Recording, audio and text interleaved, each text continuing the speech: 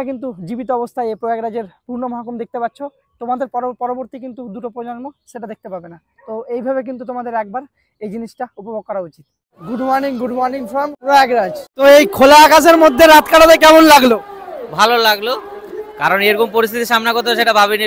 ঘড়িতে সময় হচ্ছে প্রায় 11:30, আর আমরা কিন্তু এখনো পর্যন্ত থাকার কোনো অপশন পাইনি। আর ফগ দেখতে পাচ্ছ জাস্ট। স্বাগত জানাই তোমাদের ব্লগার হবে ইউটিউব চ্যানেলে। তো তোমরা কিন্তু আমার ভিডিও অলরেডি দেখেছো যে আমি 13 তারিখ কিন্তু মহাকুম্ভে গেছিলাম, সেখান থেকে কিন্তু স্নান করে বাড়ি ফিরে এসেছি ভালোভাবে। অনেকে কিন্তু ভিডিওটাতে কমেন্ট করেছো দাদা কিভাবে যাবো, এখন যা ট্রেনের পরিস্থিতি কিভাবে যাওয়া যায় সেখানে এবং স্নান করে আসা যায়। ভালো কিন্তু অনেকে ট্যুর গাইড চাইছে, কিন্তু ইউটিউবের মাধ্যমে সেটা পাওয়া মুশকিল হয়ে যাচ্ছে। অনেকের কিন্তু প্রশ্ন হচ্ছে ঠিক এটাই। তো অনেকে কমেন্ট করছো দাদা একটু কোনো সাজেশন দিলে খুব ভালো হয়। তো তোমাদের জন্য কিন্তু এই ভিডিওটা নিয়ে এসেছি। তো অবশ্যই কিন্তু ভিডিওটা কন্টিনিউ দেখো, এটা কিন্তু খুব ভালো ট্যুর গাইড কিন্তু তোমাদের জন্য নিয়ে এসেছি। তো ভিডিওটা অবশ্যই শেষ পর্যন্ত দেখবে। তো প্রথমে কিন্তু বলবো ট্রেনের মাধ্যমে কিভাবে মহাকুম্ভ পৌঁছবে এবং কত টাকার টিকিট এবং কিভাবে টিকিট পাওয়া যাবে বা তৎকালীন বা কিভাবে পাওয়া যাবে বা জেনারেলের মাধ্যমে কিভাবে যাওয়া যাবে, সেগুলো কিন্তু তোমাদের সঙ্গে এবার একটু আলোচনা করবো। এবং কোন কোচের কিন্তু কত ফেয়ার রয়েছে সেগুলো কিন্তু তোমাদের বলবো। আর ভিডিওর শেষে কিন্তু টোটালি কত টাকা খরচ পড়ছে সেটাও কিন্তু তোমাদের জানাবো। তো চলো ভিডিওটা কন্টিনিউ করি। প্রয়াগরাজ মহাকুম্ভ তো দেখতে যাবেন, তো চলুন প্রথমে আপনাদের বলি কিভাবে প্রয়াগরাজ পর্যন্ত ট্রেনের মাধ্যমে পৌঁছবেন। আমি যেহেতু মুর্শিদাবাদ থেকে প্রয়াগরাজ পৌঁছেছিলাম তাই ফারাক্কা হয়ে গেছিলাম। আপনারা যদি কলকাতা হয়ে যান তাহলে কিন্তু হাওড়া, কলকাতা, শিয়ালদা থেকে অনেকগুলি ট্রেন পেয়ে যাবেন প্রয়াগরাজ যাওয়ার জন্য। যেমন ধরুন হাওড়া থেকে যে সমস্ত ট্রেনগুলো প্রয়াগরাজ পৌঁছয় তার মধ্যে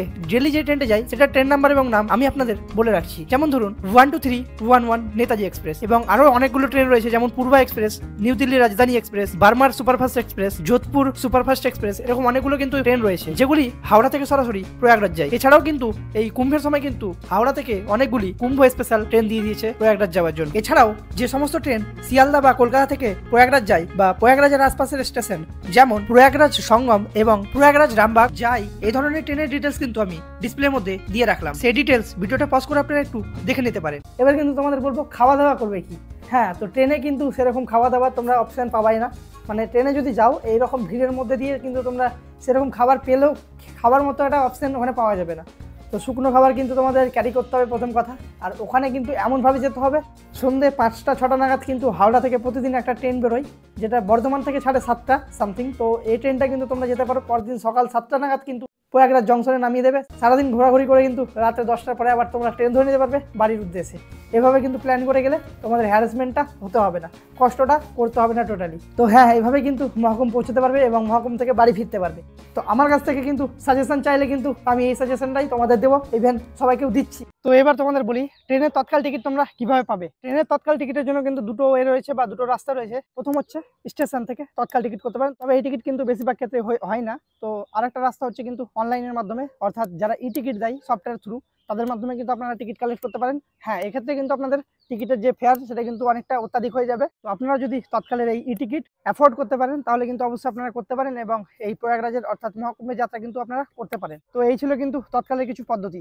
তো এবার কিন্তু মহাকুম্ভ যাবার অর্থাৎ প্রয়াগরাজ যাবার দ্বিতীয় রাস্তা কিন্তু তোমাদের বলছি, অর্থাৎ বাই রোড। বাই রোড যারা আপনারা যেতে চাইছেন প্রয়াগরাজ, তো তারা কিভাবে প্রয়াগরাজ বাই রোড পৌঁছাবেন সেই গাইড কিন্তু তোমাদের দিয়ে রাখছি। তো বর্তমান সময় কিন্তু তোমরা রাস্তার অবস্থা জানোই ভালোভাবে। তো ভিডিওগুলো তো তোমরা দেখতে পাচ্ছ রাস্তার কি কন্ডিশন হয়ে আছে। তো এখন কিন্তু এরকমই কিছু সিচুয়েশন চলছে রাস্তা, তো পুরো জাম রয়ে গেছে। অনেকে কিন্তু 40 ঘন্টা, 48 ঘন্টা, 50 ঘন্টা কিন্তু জামের মধ্যেই পড়ে থাকে। তো তোমরা যদি বাই রোড যেতে চাইছো তাহলে কিন্তু এরকম সিচুয়েশন ভেবে চিন্তে যেও। তোমরা হয়তো কিছুজন ভাবছো যে আজকে রাত্রে বেরোবো, কালকে রাত্রে প্রয়াগরাজ পৌঁছে যাবো বাই রোড, তো সেটা কিন্তু পসিবল না। তো সেভাবে তোমরা প্ল্যান করে যেও, দুদিন একদিন টাইম নিয়ে কিন্তু যাওয়া তোমাদের উচিত হবে রাস্তা যা বর্তমান সিচুয়েশন। তো তোমরা যদি 12ই ফেব্রুয়ারি অর্থাৎ মাঘী পূর্ণিমার পর প্রয়াগরাজ যাও তাহলে কিন্তু তোমরা বাই রোড যেতে পারো, তখন কিন্তু অনেকটাই জ্যাম ক্লিয়ার হয়ে যাবে।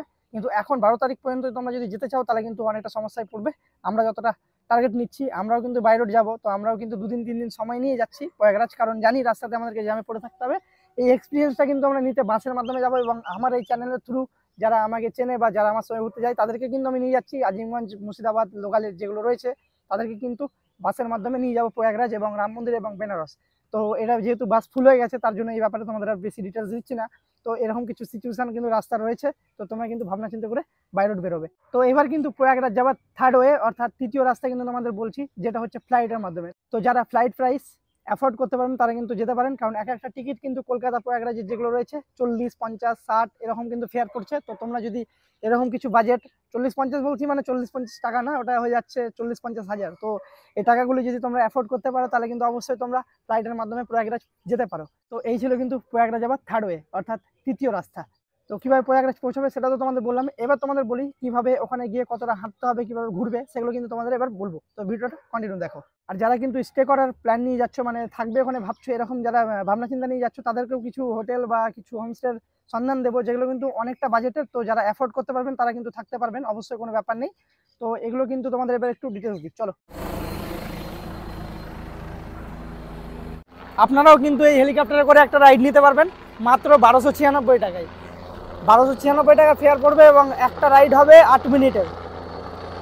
আপনারা কিন্তু যে কেউ করতে পারবেন এই রাইড।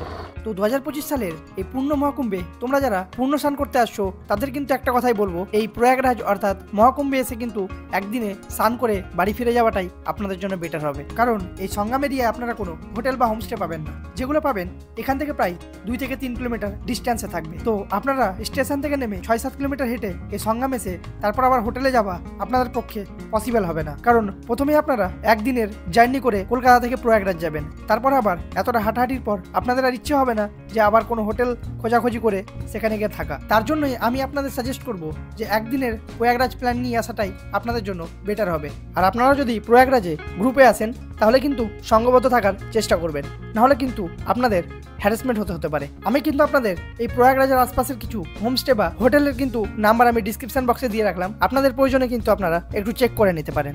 আর তাছাড়াও যারা আমার এই ভিডিও থেকে প্রয়াগরাজের প্ল্যান বানাচ্ছ, তারা একটা প্রশ্ন হয়তো করবে যে ওখানে গিয়ে খাওয়া দাওয়া কেমন কি করব। তো সেই বিস্তারিত ডিটেলস কিন্তু তোমাদের দিয়ে রাখছি। খাওয়া দাওয়া কিন্তু বাঙালি খাওয়া দাওয়া সেরকম ওখানে পাওয়া যাবে না। তো ভান্ডারা কিন্তু অনেকগুলো চলবে ইসকনের তরফ থেকে, আরও কিন্তু অনেক রকম ট্রাস্টের তরফ থেকে ভান্ডারা চলবে। তো সেগুলো থেকে কিন্তু তোমরা ভোজন করতে পারো। আর কিনে সেরকম খাবার পাওয়া যাবে না, তবে পাওয়া যাবে, হ্যাঁ। আমরা যেমন কিনে কিছুটা পরিমাণের খাবার খেয়েছিলাম। একদম চেষ্টা করবে যাতে হালকা খাবারের মধ্যে কিছু খাওয়া যায়, কারণ তোমাদের ওখানে সেরকম কিন্তু পরিষেবা পাবা না যেটা ভেবে যাবে। কারণ অ্যাকচুয়ালি ওখানে যদি 10 জনের আয়োজন করে, সেখানে কিন্তু 30 জন চলে যাচ্ছে। তো সেটা কিন্তু আমরা সরকারের উপর ব্লেম দিতে পারবো না। আমাদেরকেও কিন্তু সেভাবে প্রিপেয়ার্ড হয়ে ওখানে যাওয়া উচিত। যাই হোক, যতটা দিচ্ছে ওখানকার সরকার, আদিত্যনাথ যোগীকে আমাদের ধন্যবাদ জানানো উচিত যে উনি হয়তো এত বড় একটা আয়োজন করেছে বলে আমরা যেতে পারছি বা এরকম একটা অনুষ্ঠান উপভোগ করতে পারছি। এবার তোমাদের মধ্যে অনেকের প্রশ্ন হবে যে দাদা, প্রয়াগরাজ ঘুরতে খরচ কত আসবে? তো তোমরা যদি বাজেটের মধ্যে প্রয়াগরাজ অর্থাৎ মহাকুম্ভে যাও, তাহলে কিন্তু মোটামুটি 1200 থেকে 1500 টাকার মধ্যে তোমরা প্রয়াগরাজ অর্থাৎ মহাকুম্ভ ঘুরতে পারবে। তো তোমাদের প্রথমে বলি, এটা কিন্তু শুধু মহাকুম্ভ নয়, এটা হচ্ছে পূর্ণ মহাকুম্ভ, যেটা কিন্তু 144 বছর অর্থাৎ 12টা মহাকুম্ভের পর কিন্তু একটা পূর্ণ মহাকুম্ভ হয়। সেটাই কিন্তু হচ্ছে এই পূর্ণ মহাকুম্ভ, যেটা 2025-এ অনুষ্ঠিত হচ্ছে। আপনাদের বলে রাখি, নর্মাল কুম্ভ কিন্তু প্রতি 3 বছর অন্তর অন্তর হয় এবং অর্ধকুম্ভ হয় কিন্তু 6 বছর পর পর, আর মহাকুম্ভ হয় কিন্তু 12 বছর পর পর। আর 12টা মহাকুম্ভের পর কিন্তু 144 বছর পর পর কিন্তু হয় পূর্ণ মহাকুম্ভ, যেটা কিন্তু এই 2025-এ অনুষ্ঠিত হয়েছে। তো তোমাদের কিন্তু এই মহাকুম্ভে এসে একটা কথাই বলতে চাইবো, এখানে কিন্তু তোমরা যদি আসো তাহলে কিন্তু থাকার প্রিপারেশন নিয়ে আসবে না। হ্যাঁ, সকালবেলায় এসে সারাদিন ঘোরাঘুরি করে যাতে রাত্রে ব্যাক করা যায়, এরকম একটা যদি প্ল্যানিং নিয়ে আসো তাহলে কিন্তু খুব ভালোভাবে এই যাত্রাটা করতে পারবে। 12 বছর পর এই 2025-এর মহাকুম্ভ এবং 144 বছর পর কিন্তু পূর্ণ মহাকুম্ভ হচ্ছে। তো এই পূর্ণ মহাকুম্ভ কিন্তু আজকে 13 জানুয়ারি থেকে স্টার্ট হয়ে গেছে এবং এটা কিন্তু চলতে থাকবে প্রায় 26শে ফেব্রুয়ারি পর্যন্ত। তো এর মধ্যে কিন্তু পূর্ণ স্নানের যে তারিখগুলো বেরিয়ে এসছে, তার মধ্যে একটা তারিখ হচ্ছে কিন্তু 14ই জানুয়ারি অর্থাৎ কালকে, আর তারপরেরগুলো হচ্ছে কিন্তু 27শে জানুয়ারি এবং তারপরে যে ডেটটা আছে সেটা হচ্ছে 3 ফেব্রুয়ারি। তো এই ডেটগুলো হলো কিন্তু পূর্ণ স্নানের তারিখ। তো এই ডেটগুলোতে এসে কিন্তু তোমরা স্নান করে পুণ্য অর্জন করতে পারো। এবং শোনা যায় কি এই মহাকুম্ভের সময় কিন্তু সমস্ত দেবদেবতারাও কিন্তু কোনো না কোনো রূপে এসে এই ত্রিবেণী সঙ্গমে এসে স্নান করে। এই ত্রিবেণী সঙ্গমে কিন্তু স্নান করে মুক্তি লাভ করতে পারা যায়। গতকাল রাত্রে কিন্তু আমরা ঠিক এইভাবেই কিন্তু পলিথিন পেতে কিন্তু রাত্রিটা পার করেছিলাম। তো তোমরা আসার আগে কিন্তু একবার ভেবে চিন্তে আসবে। হ্যাঁ, আসো সকালবেলায় নেমে কিন্তু সারাদিন ঘোরাঘুরি করে স্নান করে রাত্রেবেলায় কোনো ট্রেন থেকে কিন্তু বেরিয়ে যাওয়ার চেষ্টা করো, ওটাই তোমাদের জন্য বেটার হবে। তোমাদের কিন্তু বারবার আমি বলছি, এটা কিন্তু শুধু মহাকুম্ভ নয়, এটা কিন্তু হচ্ছে পূর্ণ মহাকুম্ভ, যেটা কিন্তু 144 বছর পর পর অনুষ্ঠিত হয়। তো আমার কিন্তু সত্যি খুব ভালো কপাল, আমার বলে না, যারা এই সময় জীবিত রয়েছে তাদেরই কিন্তু খুব ভালো কপাল। তো তারা চাইলেই কিন্তু এই পূর্ণ মহাকুম্ভ দর্শন করতে পারে, এরকম সুযোগ কিন্তু সবার কপালে আসে না। তো যাই হোক, আমাদের এসছে আর আমি এই অপরচুনিটিটা কিন্তু মিস করতে চাইনি। আর যারা আমার এই ভিডিওটা এখন দেখছেন তাদেরকে একটা কথাই বলবো, ব্যাগ গুছান ভাই আর বেরিয়ে পড়ুন প্রয়াগরাজের উদ্দেশ্যে। আর এই মহাকুম্ভ মেলায় পূর্ণ স্নান করে কিন্তু মুক্তি লাভ করুন। তোমরা কিন্তু জীবিত অবস্থায় এই প্রয়াগরাজের পূর্ণ মহাকুম্ভ দেখতে পাচ্ছ, তোমাদের পরবর্তী কিন্তু দুটো প্রজন্ম সেটা দেখতে পাবে না। তো এইভাবে কিন্তু তোমাদের একবার এই জিনিসটা উপভোগ করা উচিত। আর এই ছিল কিন্তু প্রয়াগরাজের কিছু ট্যুর গাইড। তো ভিডিওটা কেমন লাগলো অবশ্যই একটা কমেন্ট করে জানিয়ে যাবেন, আর ভিডিওটা ভালো লাগলে কিন্তু অবশ্যই একটা লাইক করে চ্যানেলটা সাবস্ক্রাইব করে দেবেন যদি আমার চ্যানেলে নতুনবারের জন্য এসে থাকেন। তো দেখা হচ্ছে কিন্তু পরবর্তী ভিডিওতে, ততক্ষণের জন্য বাই বাই, ভালো থাকবেন, সুস্থ থাকবেন।